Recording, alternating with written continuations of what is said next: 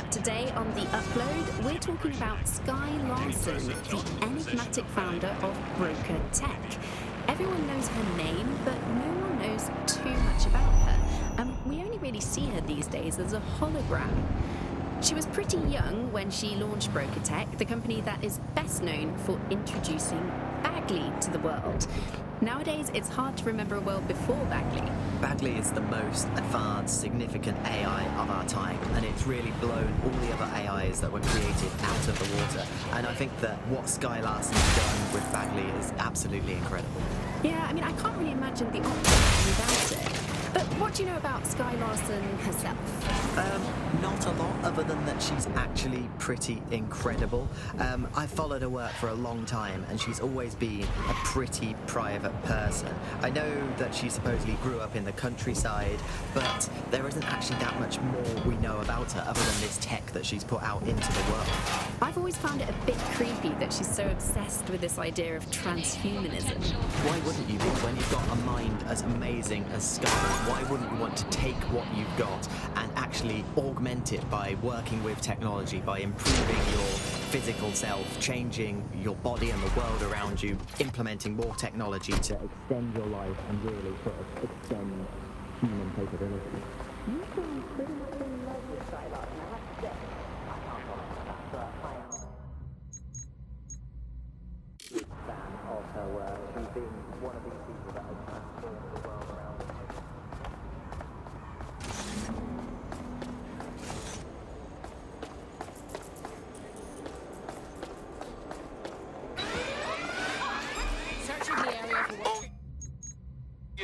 All units proceed to alarm location. Acknowledge, over.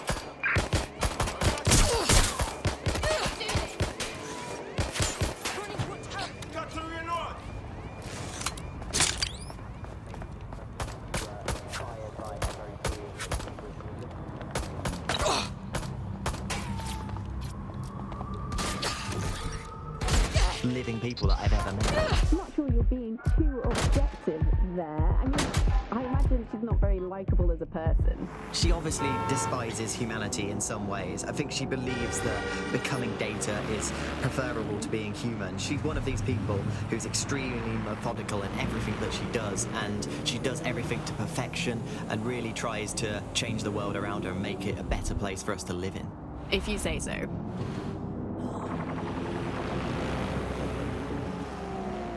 Weeks have passed since the Oval Blaze killed 12, and yet the fire brigade remains unapologetic, despite claims of impropriety.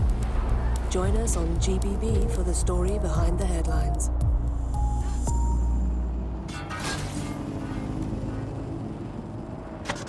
You're listening to The Buzz. Nibbling away on the rotting carcass of a once free Britain.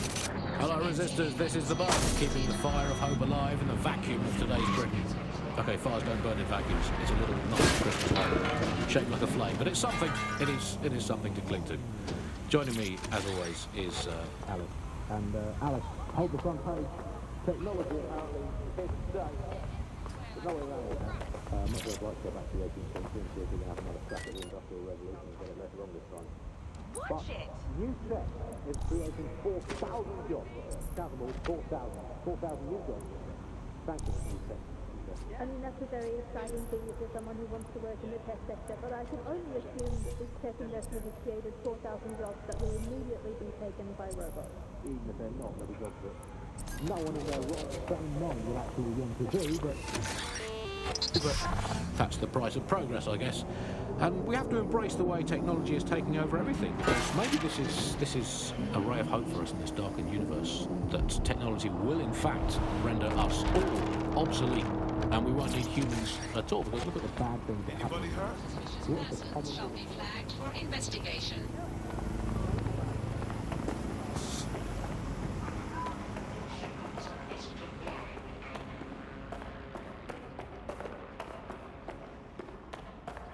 Violence against Albion drones, criminal offence.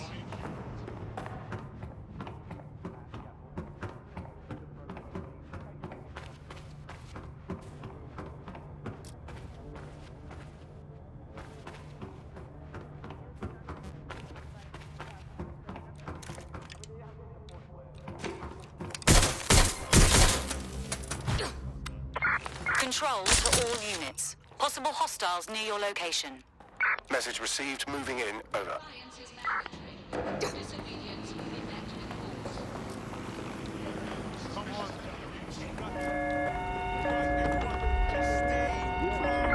Here's our suspect. Over.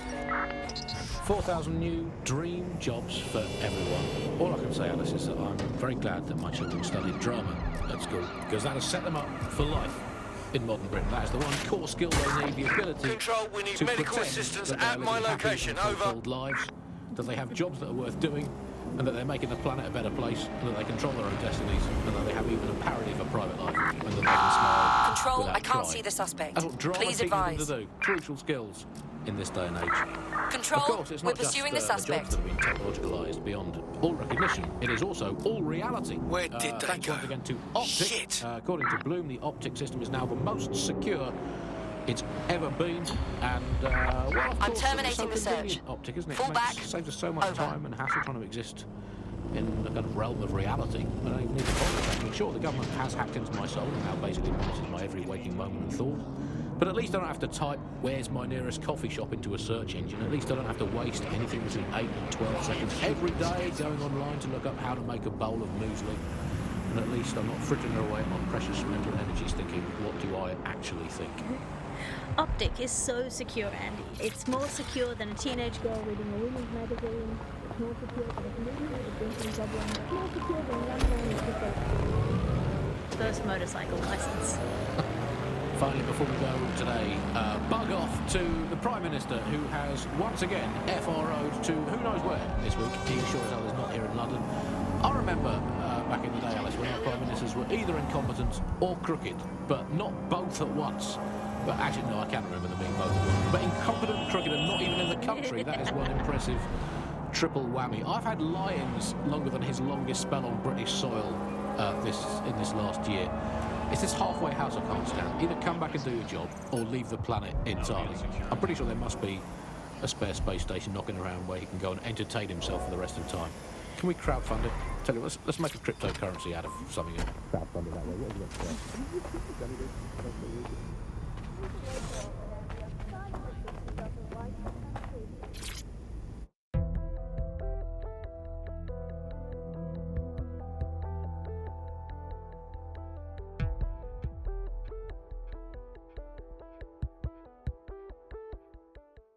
Why has this got to happen now?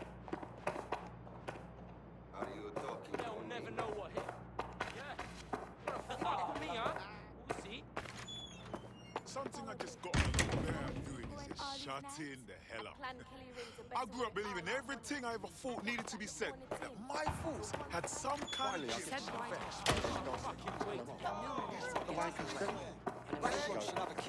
She said she was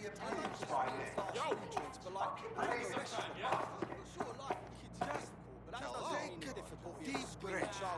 Feeling better now? Okay, good.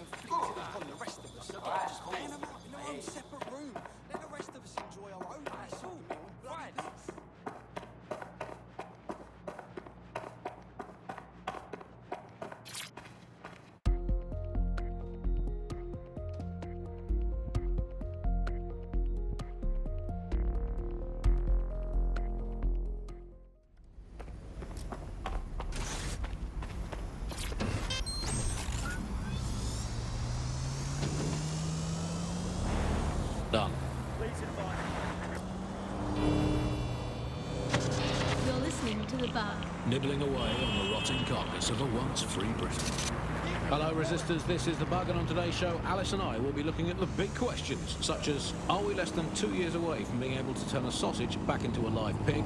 Did we actually need polar bears anyway? What do they really do? If I put Optic on my dog, can I train it to take itself for a walk and do my shopping on the way home? And is tennis real? But first, it's a question that no one's really addressed. London is going to be safer than ever, Alice. SIRS is installing thousands of additional CCTV cameras. So nice there. Still looking out for us after all these years. Yeah, it puts a lot of fun into my life now. I get to play this role-play game where I pretend to know my loved ones better than some twat behind a screen in the SIRS headquarters. I mean, I guess we shouldn't complain. I mean, SIRS really just stepping into the vacancy left when it became patently obvious obvious that God had retired. We think that the similarities, omnipresent, omniscient, judgmental, stripping away your finances and freedoms, dishing out random punishments, peas in a pod. All it needs to do, sir, is ban me from eating something. What's it going to be this time? Not bacon again, please. Please, not bacon. Courgettes. Ban courgette. I can take you banning courgettes. I'm happy with it. Makes me feel important knowing that I'm being watched with everything I do, Andy. Well, it's just not. It's reassuring, isn't it? It's like having an extra arm.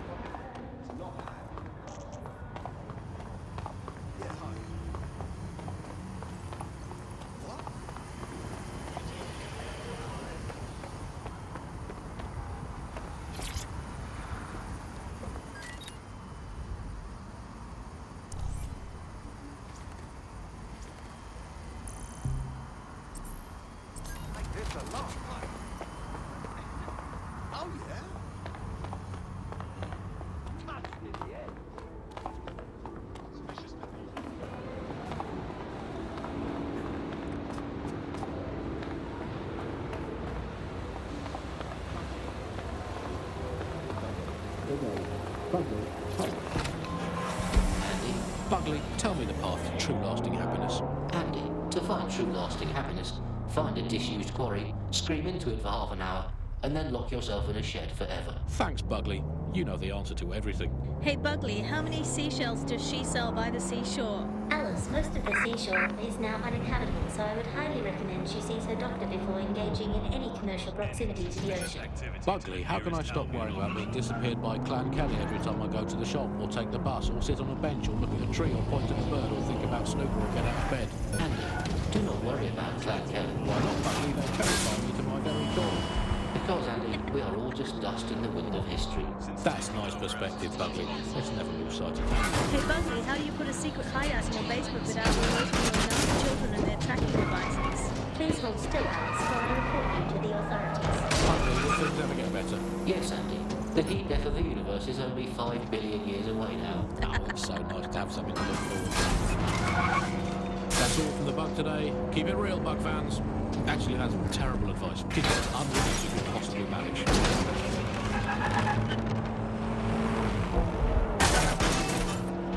In just 3 short years, London has seen 15% of its workforce made redundant, and another 20% are expected to be added in the next 5 years, as artificial intelligence advances on nearly every sector of the economy. Tonight on GBB, we examine how the new age of automation is affecting the lives of Londoners who have lost or are about to lose their livelihoods.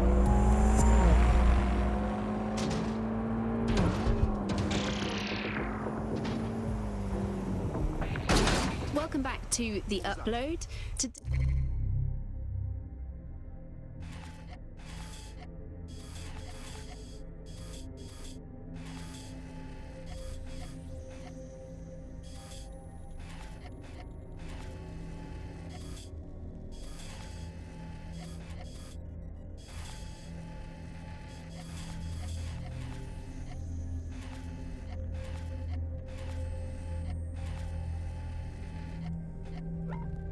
Today we're talking about cryptocurrency. Crypto now seems like it's been around forever, but it's really quite a new invention.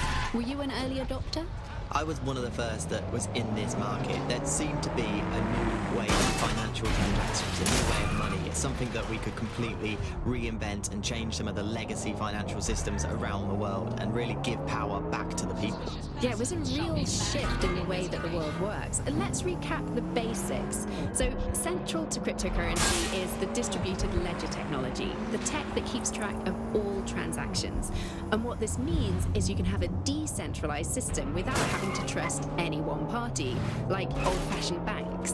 One of the reasons why I got involved so early was that you could stay anonymous. Yeah, the features of cryptocurrency very much fit into that early mindset. It was all about finding an alternative to centralized systems. It was kind of a countercultural punk ethos. The whole point of the distributed ledger is you're not trusting any one person to keep a track of who has what money or how they're spending it. It's all out there in the open for anyone to see, and yet you can remain secretive.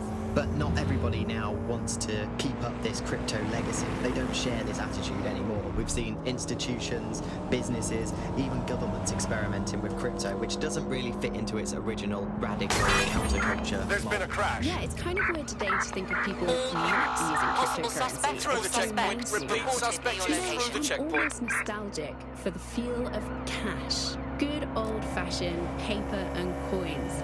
First they changed the paper notes to plastic notes, and now it's just all digital. There's nothing to hold on to.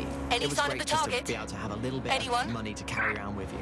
I think the turning point in the UK really came a few years ago when the pound dropped 10% over just one season. People living off grid started Searches using yielded crypto, no results. and just as everyone Report was back to losing faith in HQ. the pound, they were gaining it in cryptocurrency, which turned out to be much more stable. Kind of the opposite to what people thought in the beginning. And then, of course, there was the recession. It didn't take long for startups to see an opportunity in this new way of doing finance. A lot of traditional money was converted to crypto, and it really shook up the...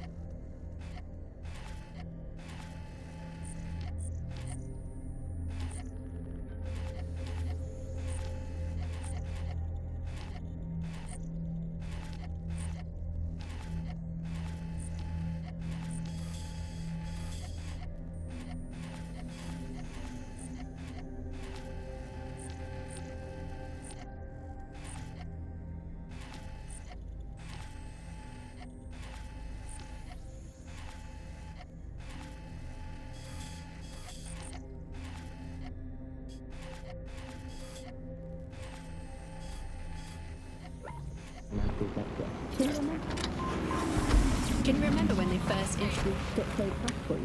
That was really beautiful. The fact that startup logo, they just... Disobedience will be met with force.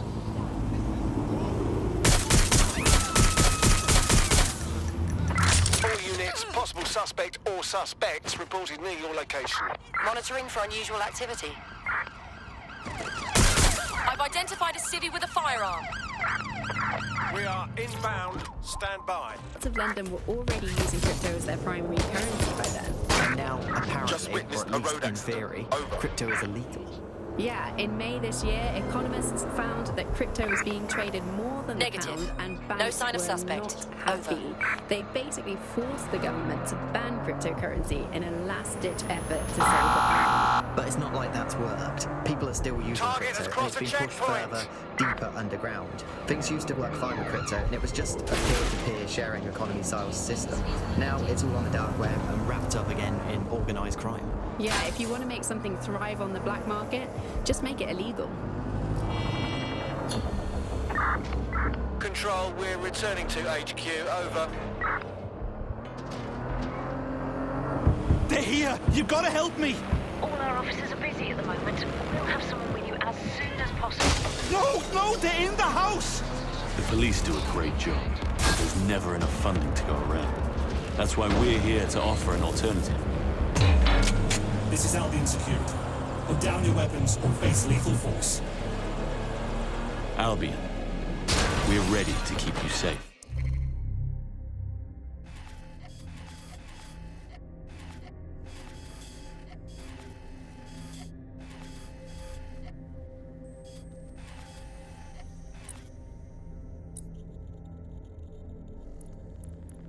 I'm Claire Waters, and we've been...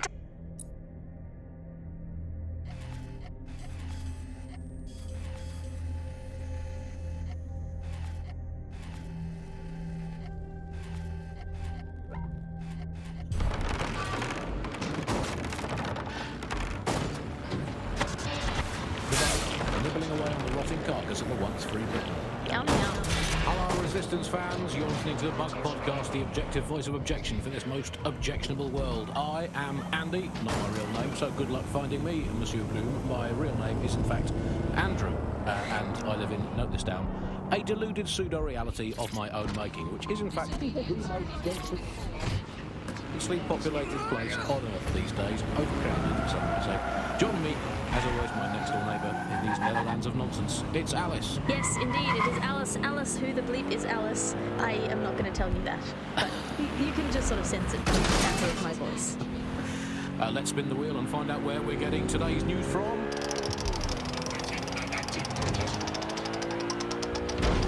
Here, it's coming from here. I must get a new wheel with at least one other place on it. And the headline today, Alice, our borders are safe.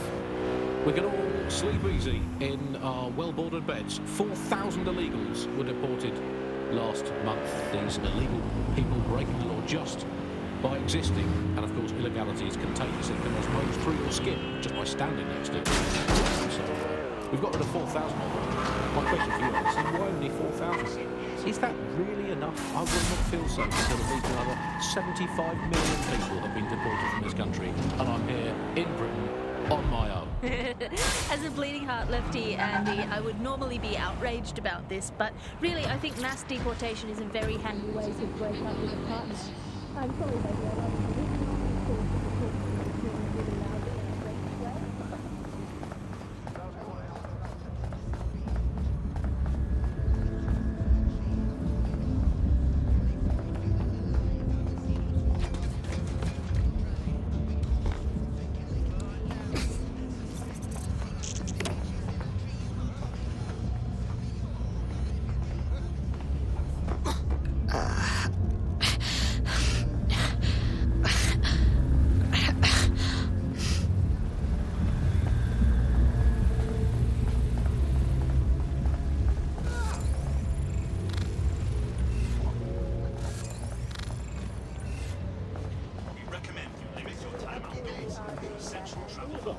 Fair play to the government here for helping us with that. Another option, extend the White Sisters over. They've been resting their laurels for too long. Very inefficient to turn down. Extend them right out another 11,000 miles of all right around Great Britain. And they could do a deal doing about a kilometre and a half. Higher as well, special greasy coating to stop people clambering over the top or however they get it. Here's a quick joke for you, Alice. Did you hear the one about the woman who went into the immigration processing centre and was ever seen again? No, Andy, I didn't hear that one. Boom. Set up, punchline. Classic. For those of you unfamiliar with it, the Immigration Processing Centre is, of course, where so many of our guests to Britain go for a longer-than-desired game of involuntary hide-and-seek. You are listening to The Bug. I will conclude by saying, out of all the things wrong with Britain today, I think immigration is one of them, Alice. When you think of all the health professions we've stolen from overseas over the years here in Britain, it's quite possible that all these people are just coming here to try to get an appointment with their local doctor. Yes, Andy, certainly someone who came from the expanded arm of the empire when Britain was still reaching out rather than folding in on itself. Most of us just come here to visit our stuff in the museums. It's the British way. Speaking of international movement, Britain has recalled all European ambassadors after a spy scandal. I think this is probably a good thing, because British foreign politicians are always putting their foot in their mouths. How much worse can they do if they're not there? I mean, by definition, the fact that there's a spy scandal means that they were terrible spies. The point of spies is that there's never a spy scandal. Yeah, but let's give credit to all the spies that haven't been in scandals and therefore might as well not exist. Well, they've arrested those German spies in that SIRS crackdown on the illegal immigration. And I think that it's the house too. I think I used to think that Germany was quite scary, but I feel like in watching World War II movies where the Germans all had English accents. We have ways of making you talk, and now Germans all have that American accent, where it's all like, oh, welcome to the party, we're having a really nice time. They're much friendlier Germans. Let them stay. Well, that's all today.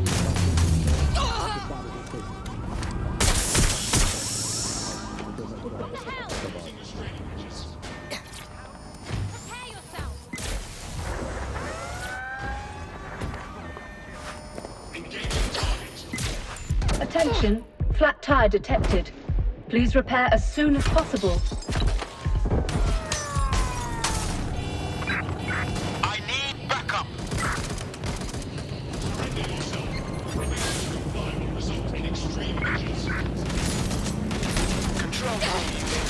hostiles near your location. Received. Let's keep this by the book. Over.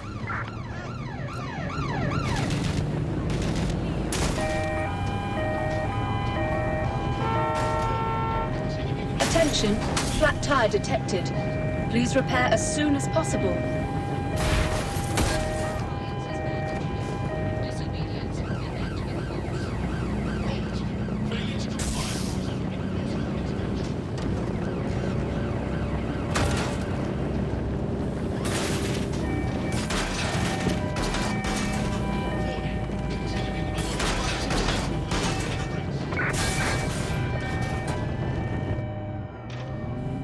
Control, we are pursuing the suspect. Over. Attention. Target is no longer in the vehicle. Over. But don't worry, we're not going to say anything bad about a massive, unaccountable spy organization who uses its powers to stifle and shut down free speech. Instead, we're going to make how SIRS becomes so powerful. And as usual, we'll keep everyone going to location secret, so SIRS doesn't come and look for them. Ian was a veteran political writer and podcaster back in the days of pre-crisis. Any other patrols have eyes on the suspect? Over. Is the world we're living in now fascist? Well, this is what fascism is. It is the complete and total control of the individual. The desire to basically say to the Control. nothing Let's put out in your an life APW. matters. We're getting nowhere here. You are now part of the whole, part of the nation, and the only meaning that you will find is to become part of the nation. What is a nation? A nation doesn't mean anything.